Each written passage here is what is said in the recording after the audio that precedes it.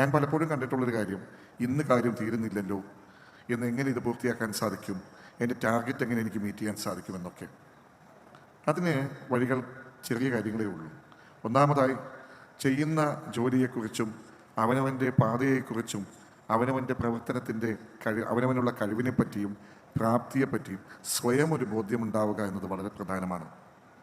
രണ്ട്, നമ്മുടെ പരിമിതികളെപ്പറ്റി നമ്മൾ വ്യക്തമായി ബോധ്യമുണ്ടായിരിക്കണം. നമ്മുടെ പരിമിതികളെപ്പറ്റി നമുക്ക് ബോധ്യമുണ്ടെങ്കിൽ മാത്രമേ ആ പരിമിതികൾക്കപ്പുറമുള്ള കാര്യം നേടിയെടുക്കുവാൻ വേണ്ടി ഒരു സുഹൃത്തിൻ്റെ സഹായം തേടുവാൻ ഒരു വൈമുഖ്യം ഉണ്ടാവുകയില്ല.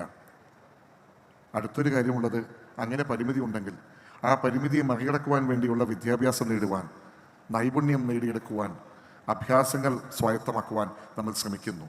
അവിടെ ഒരു ഈഗോയുടെ പ്രശ്നമുണ്ടാവരുത്. അവിടെ ഒരു അഹങ്കാരത്തിൻ്റെയോ ധിക്കാരത്തിൻ്റെയോ ഒരു ധ്വനി ഉണ്ടാവരുത്. മറിച്ച് വിനയാൻവിതമായിട്ടുള്ളൊരു കാഴ്ചപ്പാടോടുകൂടി മുന്നോട്ട് നീങ്ങുമ്പോൾ മാത്രമേ നമുക്ക് അത്തരത്തിൽ പുതിയ പുതിയ തലങ്ങളിലേക്ക് എത്താൻ സാധിക്കുകയുള്ളൂ.